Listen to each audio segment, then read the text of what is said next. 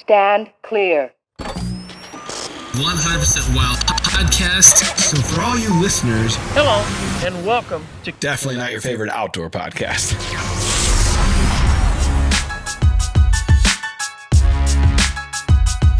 What's up, everybody? Welcome back to another special edition of the Drury Outdoors 100% Wild Podcast fan show.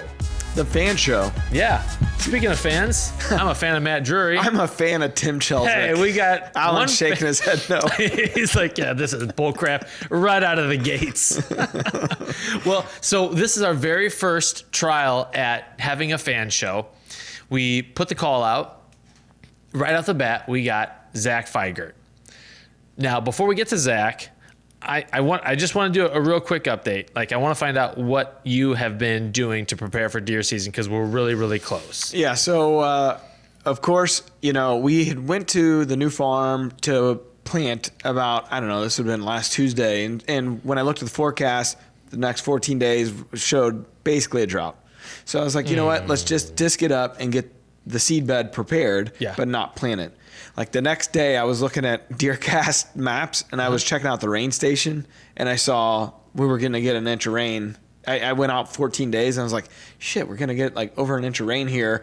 So I went over to the 14-day forecast. Sure enough, we were going to get an inch this past Tuesday. Okay. So anyways, I'm like, crap. So go. Talk to Scott, and we're like, all right, we got a lot to do. But between Scott, myself, and then Alan helped us, and of course Doug over at one of our leases, got everything knocked out.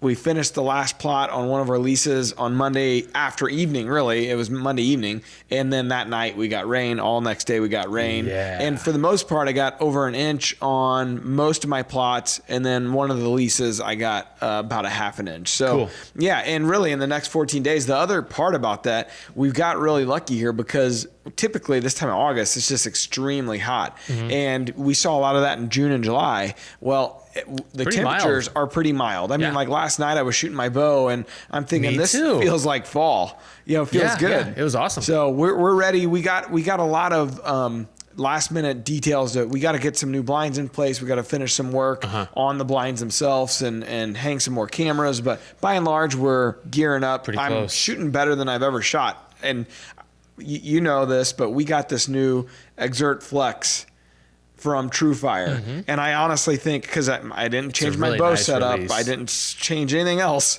It's still my shitty shooting style. but I'm shooting really good, knock on wood, right now. So I attribute it to that new release. And maybe you can explain the release a little bit. Nope. Because it's more of that thumb style release that you're used to, but kind of a caliper wrist release setup. Yeah, so here's the caveat that I would mention, because it seemed like whenever I would start shooting a new release, I would always shoot really good with it right out of the bat. Because, and this is my theory here, because you're not quite sure when that sear is going to break over, and so you're really doing more of what you should be doing in the first place is no, not punching.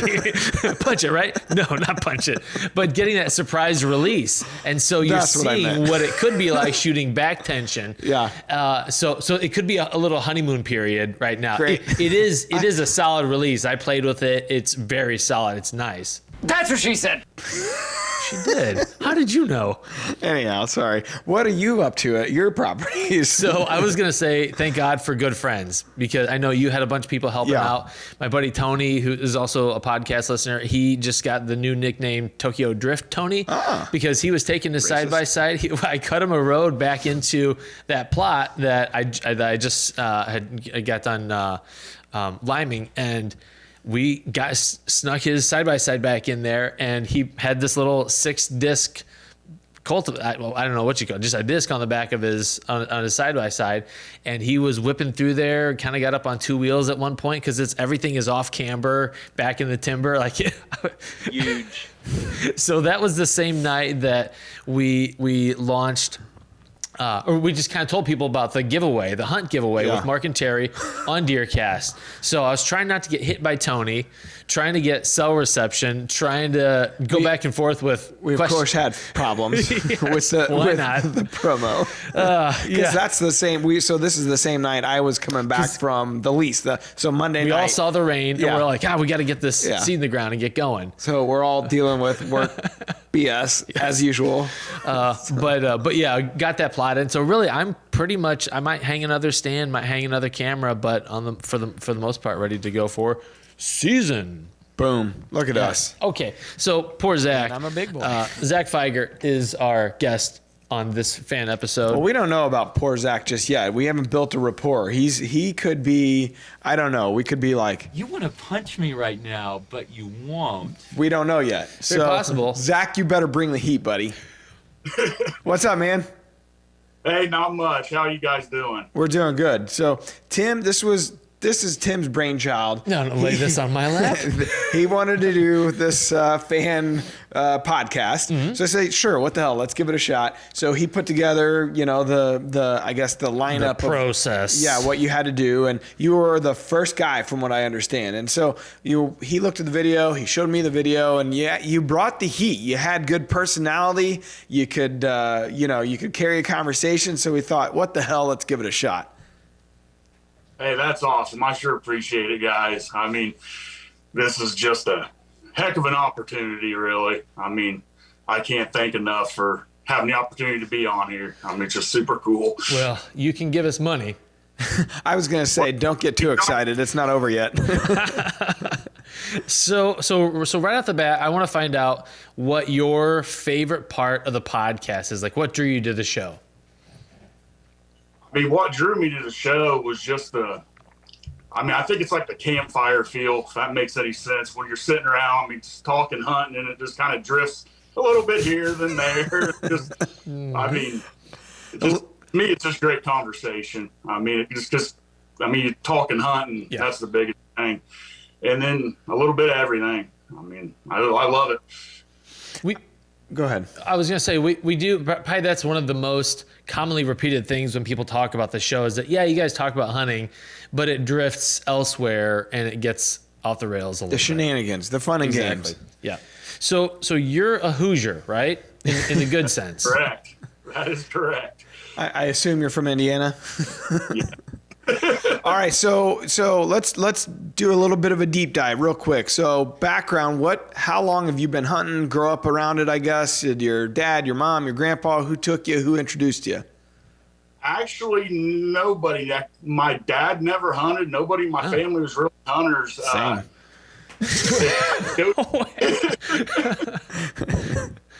It kind of goes back when the old TNN outdoor days. Oh, yeah. I just watching the shows on Saturday morning. I think I was 11 when I first started going out, and it just I got a gun and learned to shoot and started hunting. And I was fortunate our neighbors owned a couple 100 acres next to us. Nice. And I kind of had, I guess, roam of that, and basically just started learning and doing it myself, and that's kind of how it went. That's so tough to figure out hunting on your own. It was great because most people don't have a place to go, so it was nice that you had a place to try out and experiment. But how long did it take you to finally get a deer on the ground? A lot of years. I was Same. about 6 years. I think I was 16 when I killed my first deer, and it was just a lot of trial and error. I can definitely tell you that. Hey, you know what? Don't feel bad. I hunted with Dad for the first, 5 or 6 years, and it took me that long to kill a deer. It doesn't mean just because you have a mentor that you're going to kill something. Mm-hmm. To all you kids out there. So if you didn't have a hunting mentor, what happened when you, what did you kill? And then what did you do after you shot the thing? After I shot it, it was, really a lot of was watching, the old TV shows, the old Mossy Oak Day, all that. I shot the deer, and my dad kind of knew what to do. So when I shot my first deer, naturally I went home, got him, and went through the process. I mean, the first field dressing experience was definitely interesting. Scene from Dexter. There's blood all over the place. We're going to need a lot of bleach. Definitely interesting. Hey, listen, I'm 41, and every time I do it, it looks that way. What happened to this? Yeah, Does it's deer like, get hit by dang a it. truck? When am I going to get better at this?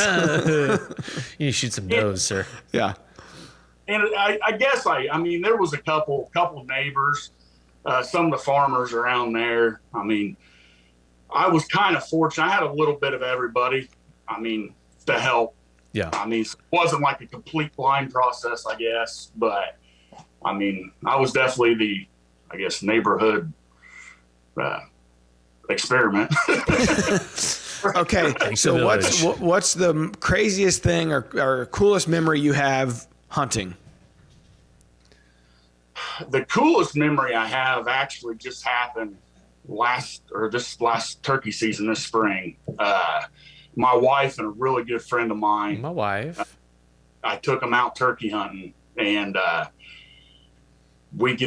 called in 2 birds for them, and they doubled up. And that was my wife's very first turkey, and Josh's first turkey in I think like 7 or 8 years. Nice.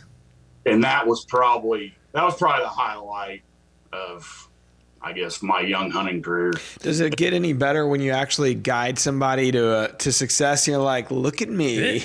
I'm a That's pro. how it's done, folks. Well, And that's kind of, I mean, I've helped another good friend of mine has an outfitting business around here. And I've helped him guide and all that. And just through, I guess, getting older and remembering what it was like not really having anybody helping or teaching, like, I'm kind of in a point now. I just like I get more of a thrill taking somebody else and helping somebody now. sure. Well, Zach, what's your wife's name? Miranda. Don't tell him. Okay. Holy crap, that's my wife's name. You guys are living the same life. Did we just become best friends? Yep. So what's Miranda's trajectory look like now after she got a turkey kill? Is she hooked? She gonna keep going, or is that one and done? Oh yeah, she's definitely hooked now. I mean, we've been together for 21 years. Ooh. And Wait, you're 35? yeah, we started dating in junior high. Wow. Sounds like an eternity. We ate paste together. We went on a date and we ate paste together. But yeah, that's actually the first thing we have ever harvested together. Like, she's hunted with her dad growing up and all that. She's had better success with him. But, yeah, You're a close second.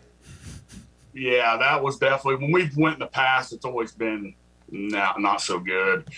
And because it was like a picture perfect. You know, they come in, I mean, gobbling their heads off, drum and spit. I mean, just 15 yards, Oh, just that. sweet. And when that happened, man, it was great. It was awesome. Now, how does she feel about the processing afterwards and the cooking and the eat? Like, is she down with all that? Oh yeah. Okay. She loves turkey. Good. That's her new favorite. I mean, deer steaks and turkey nuggets are her 2 ultimate favorite things to eat. I don't know. She sounds like a trophy wife. She put up with me that long. She got me. Now, Zach, what do you do for a living? I'm a concrete finisher. Oh, Hey okay. now. Hey. Hey, listen. We could probably use this guy somewhere, somehow. That was you have an implied oral agreement with us to come do some projects. By the way, should have mentioned I'm not that. going to say I'm the best, but you know. Get the job done. Listen, we're not the best at anything, so Right, good enough's good enough. you'd be shocked how far that'll take you. I've made a career out of that. How long you been doing that work? On and off with a real good friend of mine for about 7 years. Okay. There's a real art to that. All right, so what's the largest whitetail you've ever taken? Man given. The largest one I taken, he was rough scored. I think he was 162. Hell yeah. Whoa. Stud, we got a big buck killer on our hands here. Dang. Did you hit him with your truck or did... No, he was with a gun. Okay. Oh, you were shooting back. I tell you, like I have been. There's a number of times where I've been driving home from a very unsuccessful hunt, haven't seen anything, and like deer running across the road I'm gonna hit on my this. way home, and I really think about putting the foot on the gas, just to Yeah, do it. just to do it. Because I'm a small man. How about this this coming That's what fall? she You got any Walked prospects? right into that. Ew. Oh, You got some prospects for a big deer this coming fall? I do. I got one for sure. I've definitely. He's given me the slip for the last 2 years now. And this would be, yeah. He's hopefully going to be my next biggest buck. I hope. If it happens, we need to have him back on, and then we need to pretend like we Follow-up. played a part in it. Yeah, I like that. DeerCast, us, Marketary, the whole thing. Yeah, that DeerCast. That's I can't say enough about that. That's a huge. We got a DeerCast fan here. Yeah. Oh yeah. Yes. Yeah. Well, what When would be? Go ahead, Zach. Good. Sorry. Oh no, I was getting ready to say, like, when I first got turned on to. I mean, I think it's just shortly after you guys got it is when I downloaded it, and the amount of knowledge, like I said, which I'm kind of real big, just.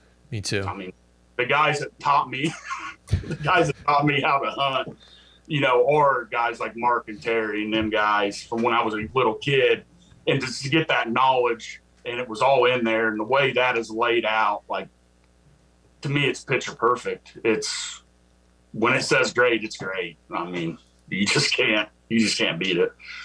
Well, it would be great if you drop some waypoints for that big buck you're chasing.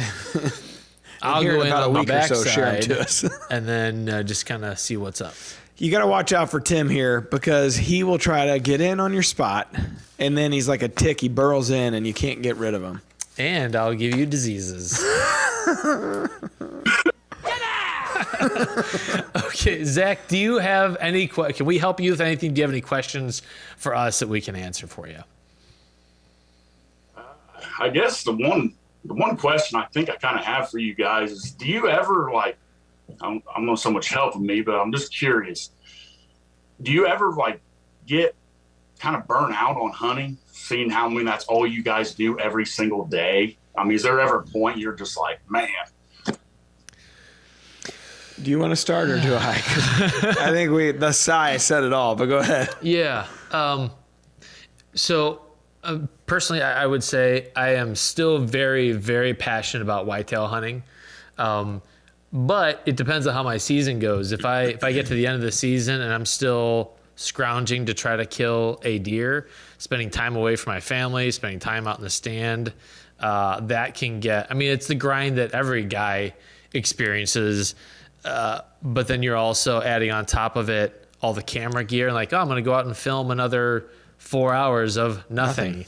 And, do all that extra work for nothing. So there are aspects of the hunting experience that really kind of grind on you, especially late in the season. Yeah, I would say the same thing. 2 years ago, 2 falls ago, it's like everything lined up. The stars aligned. It was like, we felt like we were on cloud nine the entire season. Mm-hmm. Scott and I, nothing went wrong. Everything went right. And we felt like finally, we had figured it out, right? Because, I'm still very much learning, and I know everybody is, but I have still a lot to learn. Yeah, same here. And so I thought, you know what? Seeing Mark and Terry firsthand do it all the time, it's hard not to compare your seasons, not in size of the deer, but in overall success. Frequency of sightings. Yeah. And we're in a text chain for the 13 cast, and like, it's very deflating to be in that text chain. You're lucky you're not in that, because it's very deflating to be in it. And Scott and I are like, hey, saw a doe tonight, saw a doe and a fawn, saw our first buck. It was a spike. It's like, and Mark might be like, it was a terrible evening. We saw a 4.5, a 5.5, and 10 does. It's like, yeah, sounds horrible. So, I'd say like last year was a grind. We ended up killing 4 deer across 2 states. So, hey, great. Mm-hmm. But in the scheme of things, it was an absolute grind. And for the most part, we never saw anything, especially on that new lease. So, And your last deer came in January. January right? 6th, 5th or 6th. So, Getting late. it's one of those deals where it all depends on how it's going. Even if we would have been having encounters through the year, it would have felt a lot better. But last year was a grind, and by the end of it, I was burnt out. We were having some internally, some personal family health issues, and it was just like it was a really depressing end to the season. And it like at the end of it, I'm like, I'm done, man. Like not permanently, but like I am done for the year. Mm-hmm. And now, we're putting in new food plots and we're, shooting our bow and getting ready and getting pictures, showing up, and we're putting a game plan together. It's like new year, new resolve. This is going to be the year that we just, we're talking like, we're going to kill one here in the early season. Then we're going to go up to Iowa, got that tag, and, and I know how it goes. Plan. I shouldn't, count my chickens before they're hatched, but it's just how it goes every year. Everybody's very hopeful this time of year. Well, and the other thing is that we're kind of at the epicenter of people killing deer. So look at this 8-year-old girl killed a monster buck, and it's like all these deer coming into DeerCast. We're excited for our users that they're having success, but it's tough when you think everyone in the world. It's like when you guys are scrolling through social, you see, everyone else in the world is killing deer. We get the same thing, and because we see it all with a little added pressure of you're supposed to, you're supposed to be able to kill these deer, and it's not that easy. I mean, we're not all marketeers. We none are, frankly. Like that's right. I'd be tickled to death to see a deer, much less kill the damn thing. I didn't have one deer within bow range last year, within vertical bow range. I mean, so that's a long season when you do what we do for a living, a quote unquote living. right. So, the expectations are certainly high. Yeah. Great question, Zach. Thanks for bringing that up. Okay. Well, Zach, man, I think you did okay, buddy. Oh, I hate that. Trust me, I'm all nerved up over it. Is there anything you want to share before we cut this podcast off? Is there anything else you want to bring to the table, or any other questions you got? I mean, not off the top of my head. I mean, I actually had some written down, I think, but they're out in my shop on a piece of paper. Oh, hell, just go get it real quick. We'll just wait on the line. We could cut this part. Go get him. I'm serious. What the hell? If you got all these questions written down. All righty. I guess I'm good. Matt will sing us a show tune from a Disney movie. Matt, can you sing us a show tune real quick? Oh, well, here's your chance, buddy. No. Oh, what a letdown. Come on. Man, I was thinking we'd get something. Sing us a dirge. I see someone. Oh, there. His shop is close. I'm back. Okay. All right, so let's hear it. What do you got? What's this? One of them I had was like, what's your guys' take, or what do you do for like your predator management on your farms? Fail. I don't know if you do much predator hunting. We've tried it a little bit here and there, but by and large, I know a couple guys in the area that are really good predator hunters, and they always ask permission, or I've contracted a guy to come in and do predator control on one of my leases before. So it's more of I really don't know that. Like, I don't know much about predator hunting, so it's like, all right, by that point in the season, which is right at the end of deer season, I'm like, somebody that likes doing this can go do it. Yeah. I mean, I don't get very deep into it. I'll go out a couple times after season. Usually I'll just take a rifle with me when I'm going to pull my trail cameras down. So it's kind of just in case. If the opportunity pops up and I want a pelt or something, I'll take a shot. But I know you use thermal optics for chasing coyotes, right? Yes, that is correct. Which I assume is legal there in Indiana. Yes, it is. Okay. You're not breaking the law. Telling everybody about it. That's cool. So are you shooting? I'm fascinated by just the sheer technology of it, but like when I see guys like Tacticam will sometimes show videos that people send into them of people taking shots of coyotes on the run. Like, do you ever shoot them while they're running? Like, how does that work? They run and he shoots them. What? I should just be asking you. Sorry, Zach. Go ahead. No, generally I try to kill them before they run. But a couple times I have had a pretty cool shot on the run. I mean, to me, that thermal is a game changer. That's it's a blast. I mean, I'd highly recommend if you guys ever get a chance to do it. If you haven't done it, you got to do it. It's something. It does seem fun. Oh yeah. Yeah. Yeah. Nothing's better than sitting out there in the pitch black in an open field at 2 a.m, screaming a call and watching 2 or 3 coyotes just come screaming across the field, did at you. You ever see anything anomalous with your thermal? Bigfoot. Three armadillos stacked on top of each other. Whoa. There has been a couple things that, I mean, people just say you're flat crazy, but I can't explain, don't know. Tell It could us. just be a raccoon, I don't know. But Standing on its hind legs, just walking through the forest. You're not supposed to do that. I didn't know anybody was out. One time I saw a groundhog climbing a tree, and I felt like there was a going the wrong glitch in way. the Matrix. I was like, wait a minute, you're not supposed to do that. The things you see. another thing I like about, because when you're out there with those thermals all night, you see the deer and you see them everywhere. And I've always used that to kind of play back into my hunting of you're seeing where they're grouping up at, just how they're feeding, how they're coming in. And I mean, I kind of apply it all the way around, but definitely thermal hunt for coyotes is where it's at. Cool. Okay. If you ever get a chance, do it. All right. Tim and I are going to go thermal hunting together. Bumble around in the darkness. I mean, it seems dangerous to me as knowing my own abilities. Yeah. What could go wrong in the dark with a high-power rifle? Hey, because you can't distinguish between a coyote and your neighbor's dog. Well, You want to be careful about that. I mean, I'm sure you can distinguish. Probably if you're good, like Zach. It's a beagle. That's not a coyote. I'm definitely cautious on where I'm at, knowing who's got dogs in the area if they're at. Yeah. What's this pug doing? Yeah. Well, and thermal's gotten so much better because back in the day, it was just a green, red blob. And now you can actually see shades of gray and stuff. So Yeah. different story. Okay. Speaking of shades of gray, Yeah. I don't know. The only novel you've ever read. No, well, come on. Let's move There are on. no pictures in this thing. What I the wish. heck? All right, Zach, thanks for being the guinea pig, buddy. We sure appreciate it. Hey, I sure appreciate you guys giving me a chance to do this. This is awesome. Yeah. I really.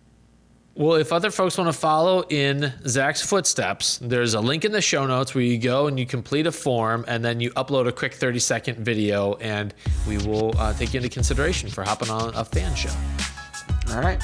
All right, let's shut this one down. Good Zach. job, Zach. Thank you, buddy. Brought the heat. All right, see you guys. All right. Until next time. Peace out. DeerCast is now supercharged with maps. Get ahead of your game with killer new features like live Doppler radar, wind check out to 5 days, virtual rain gauges, GPS path tracking, and more. Plus, get our 14-day revolutionary DeerCast prediction and access to DeerCast Track. Prep, predict, and pursue with DeerCast. We're adding new videos every week, so make sure to click that subscribe button and check out all of our amazing content. This episode of DoD TV was brought to you by Bass Pro Shops and Cabela's.